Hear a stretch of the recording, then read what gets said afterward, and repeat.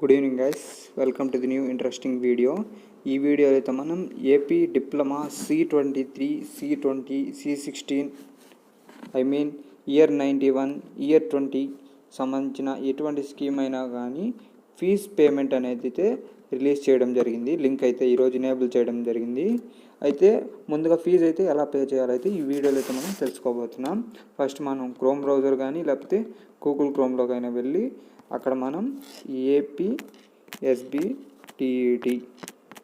అని అయితే సెర్చ్ చేయాలి. ఇక్కడ వచ్చేటువంటి ఫస్ట్ లింక్ అనేది అయితే మనం క్లిక్ చేయాలి.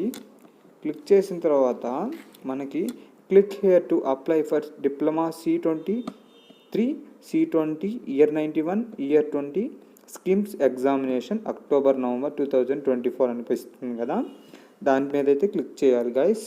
తర్వాత మీకు సంబంధించిన రోల్ నెంబర్ అయితే మనం ఎంటర్ చేయాల్సి వస్తుంది.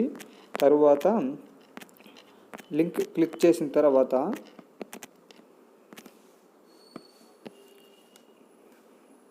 చూడండి, ఈ వీడియో అయితే మనం ఎటువంటి ప్రూఫ్ కోసం అనేది చేయడం జరగటం లేదు. ఈ వీడియో అనేది మనం అసలు ఫీజు ఎలా పే చేయాలనే దాని గురించి అయితే మీకైతే ఈ వీడియో చేయగలుగుతున్నాను, మరి ఇంకా ఏ ఉద్దేశంతో కాదు.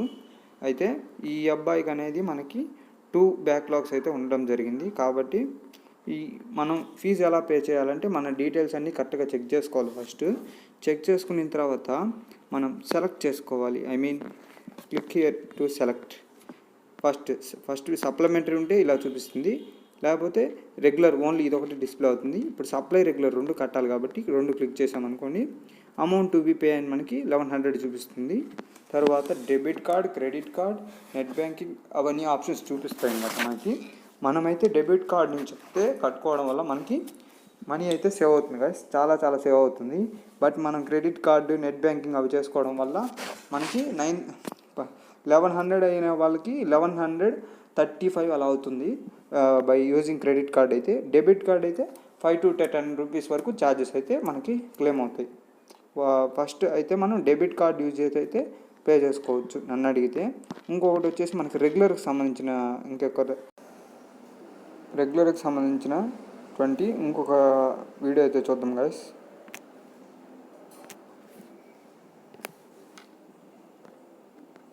అయితే ఇదైతే రెగ్యులర్ స్టూడెంట్ మీన్స్ సప్లిమెంటరీ ఏమీ లేవు అబ్బాయికి.